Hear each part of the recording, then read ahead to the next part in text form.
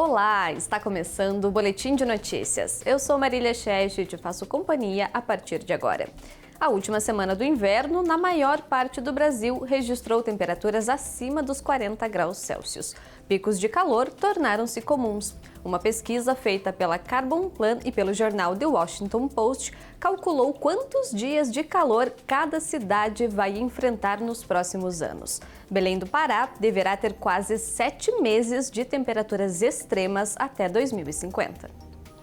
Para fazer o levantamento, os cientistas levaram em conta a temperatura do ar, a umidade, a radiação e a velocidade do vento. E colocaram como ponto de partida uma temperatura máxima de 32 graus, condição que apresenta riscos para a saúde humana. O estudo apontou que até 2030, 2 bilhões de pessoas devem estar expostas a um período de pelo menos um mês de calor com temperatura média de 32 graus. E o número cresce para 5 bilhões de pessoas até 2050. Em primeiro lugar do mundo é apontada a cidade de Pekanbaru, na Indonésia, que deve ter 344 dias de calor extremo. Já no Brasil, algumas capitais devem esperar cerca de 9 meses de muito calor até 2050. Se Belém tem o maior crescimento de dias de calorão, Manaus ganha de todas as capitais brasileiras, com 258 dias de calor intenso. A primeira projeção de plantio para a safra de verão 2023-2024 no Paraná foi divulgada agora em setembro pelo Departamento de Economia Rural. O levantamento aponta para uma elevação na área da soja e uma redução na área do milho. A primeira projeção de plantio para a safra 2023-2024, de acordo com o Departamento de Economia Rural, o DERAL, da Secretaria de Agricultura e do Abastecimento, aponta um crescimento para a área de plantio de soja e uma queda no plantio do milho em 16%. E a tendência para a colheita deve ser a mesma. De acordo com o DERAL, na safra verão, o carro-chefe é a soja. Especificamente no Paraná, a área de milho plantada se torna menor. Na Regional Oeste, por exemplo, muitos produtores na segunda safra 2023 não puderam fazer o plantio do milho devido ao atraso da safra verão. Por isso, parte das sementes serão plantadas agora, o que justificaria a diminuição da área plantada. O que não representa que a colheita de milho tenha um resultado menor. Isso tudo depende da condição climática. Na safra verão do ano passado, para o milho, por exemplo, aqui na nossa regional, ela não obteve uma produtividade ideal conforme o produtor planejou, por conta de algumas questões, principalmente a cigarrinha. Então, se você planta e espera obter aquele resultado, nós estimamos, por exemplo, na minha regional, 12 mil quilos por hectare no milho. Claro que você faz essa estimativa esperando uma condição climática favorável, porque depois que você implanta a cultura no solo, o produtor, ele sim tem que cuidar com os tratos culturais, mas vai depender da chuva no momento certo e tudo mais.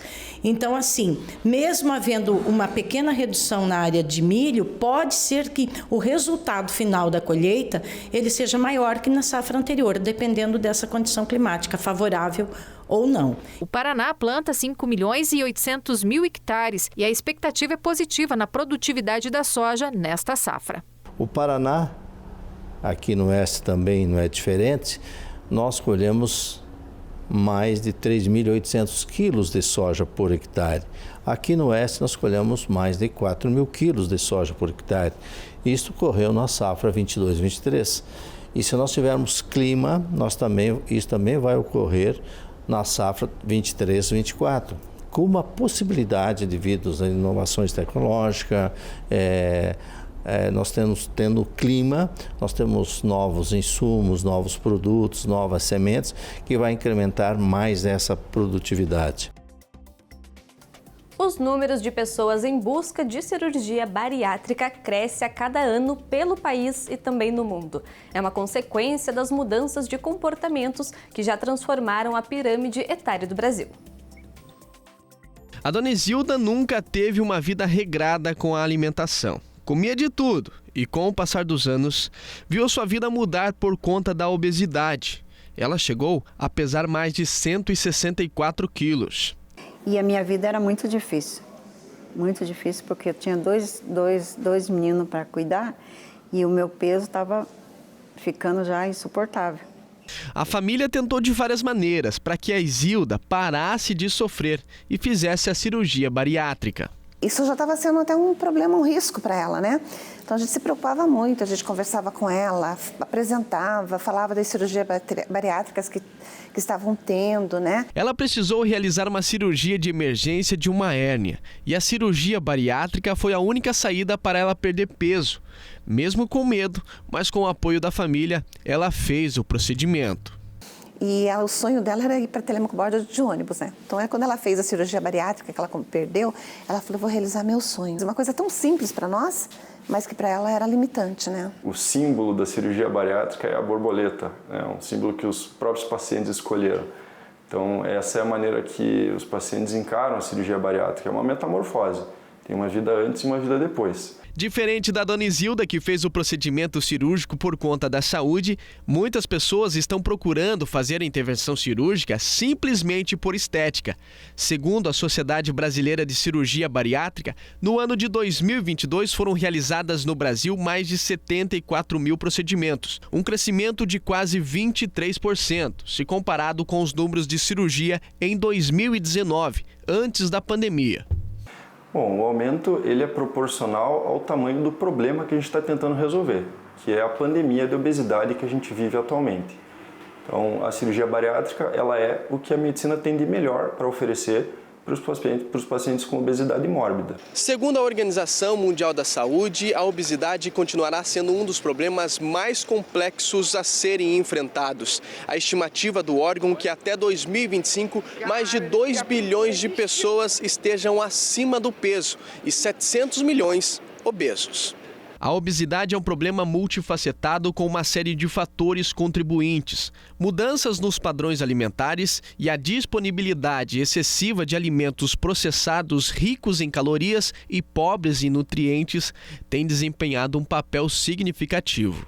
Está associado ao nosso estilo de vida atual, né? Comidas ultraprocessadas, comidas muito calóricas, de digestão muito proximal, que a gente diz, alimentos muito ricos em carboidratos, em gorduras, fracos em fibras, em proteínas e um estilo de vida mais sedentário, né? Hoje em dia a gente está cada vez mais preguiçoso, digamos assim. A obesidade está associada a uma série de condições de saúde adversas, incluindo diabetes tipo 2, hipertensão arterial, doenças cardiovasculares e alguns tipos de câncer.